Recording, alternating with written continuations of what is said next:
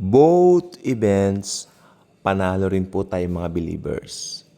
What are these two events? The rapture of the church and the second coming of Christ. Okay? Alam naman natin, the rapture of the church, basically, ito po yung kukunin ng Panginoon lahat ng Kristiyano, no? Ano bang Kristiyano? Sino-sino mga Kristiyano? Yung mga naglagak ng tiwala sa Panginoong Jesucristo at tinanggap siyang bilang personal nilang Panginoon at tagapagligtas ng kanilang buhay. Okay? Sila yung mga Kristiyano. Sa makatuwid, sila yung dadagitin ng Lord sa pagdating ng araw ng rapture. Rapture is a secret event revealed only to Paul. Okay? Ibig sabihin, ito ay para po sa church. Ito po ay para sa mga Gentiles, no? Kasi ang nakakasakop mostly sa church, mga Gentiles po talaga.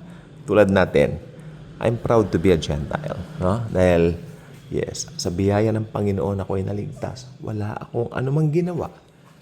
Not by my works, not by my former religion, not about anything. Hindi. Naligtas po ako dahil sa kagandahang loob ni Jesus Christ sa akin. Namatay siya sa krus para sa akin. Past, present, future, my sins, bayad lahat. Dahil sa ginawa ng Lord sa cross. Kaya wala tayong pagmamalaki. Lahat biyaya. Sukdulang biyaya. Actually,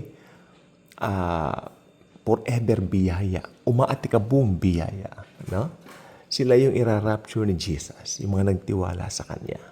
Okay? At pag nag-rapture na po, magbibigay ng reward ang Lord sa atin sa langit.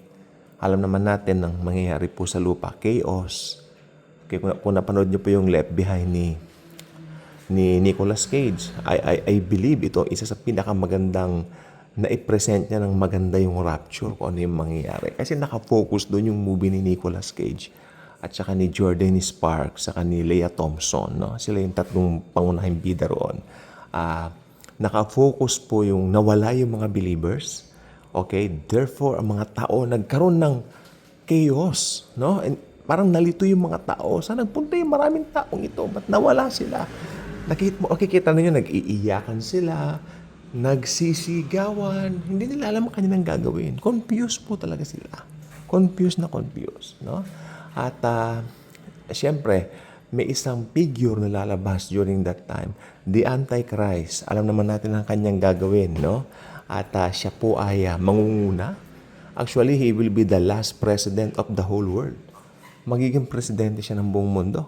Ganun po katindi ang kanyang magiging parte, no?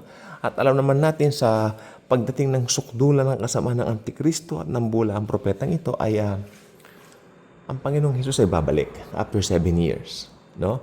Ito po yung second coming of the Lord. Bakit panalo rin tayo rito? Sapagkat dito po, kasama rin tayo ng Lord Jesus na magre-reign. Kaya win-win solution tayo sa both events. Okay? At ito yung isang dapat nating ipagpasalamat. Ikaw ba gumising ka na sa umaga na pinagpasalamat mo, Lord Jesus, thank you.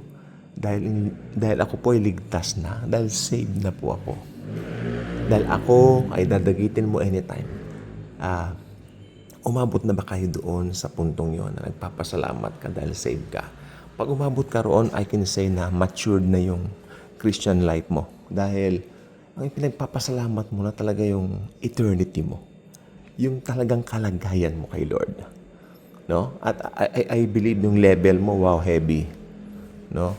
While hindi naman tayo dapat nagle-level, pero ako, hindi ko rin maiwasan na talagang nakikita mo rin yung maturity ng isang believer. Pag-isip mo, Lord, thank you, I'm saved. Okay? Thank you, Lord. Niloob mong makilala kita. Nagpakilala ka sa akin. At ngayon, save ako. No? At dalawa yan. Abutan man ng rapture, abutan ng kamatayan, sa iyo pa rin ako pupunta. Yung mga ganong kaisip. Kaya napakasarap po pag born again ka na. Ligtas ka na. Okay?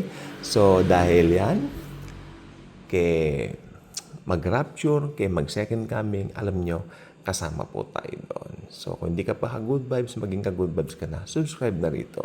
God bless sa ating lahat.